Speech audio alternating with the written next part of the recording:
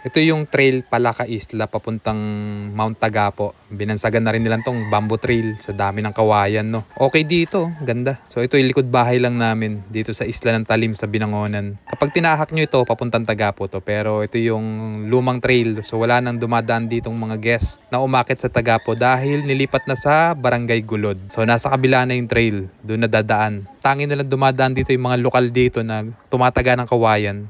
Grabe, ramdam ko yung masahe ng mga bato sa aking mga paa. Ang sarap. So walking tayo, walang sapatos, walang tsinelas, barefoot. Ang sarap sa pakiramdam, namamasahe yung paa mo. May mga sabi-sabi nga at teorya na ang paglalakad nga daw ng walang sapatos o tsinelas sa mga kahoy at bato ay may dudulot na magandang benepisyo sa ating katawan.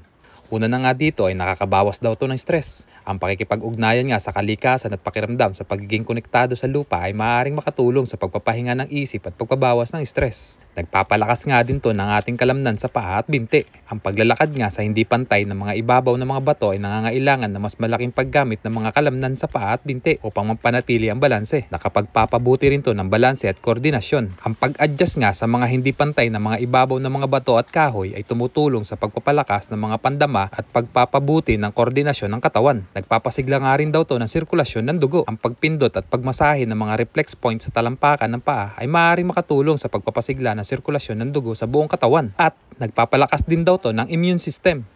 Ayon sa ilang teorya, ang paglalakad ng walang sapatos at tsinelas ay maaaring makatulong sa pag-absorb ng mga negatibong ions mula sa lupa na maaaring makatulong sa pagpapalakas ng immune system. Pero tandaan ka isla, mahalagang maging maingat at pumili ng mga ligtas na lugar para sa paglalakad ng walang sapatos at tsinelas. Iwasan ng mga lugar na may matutulis na bato at basag na salamin o iba pang mga bagay na maaaring magdulot ng pinsala sa paa. Pero disclaimer lang po ka isla na ang mga impormasyong ito ay pangkalahatang lamang at hindi dapat ituring bilang kapalit nga ng medikal na payo.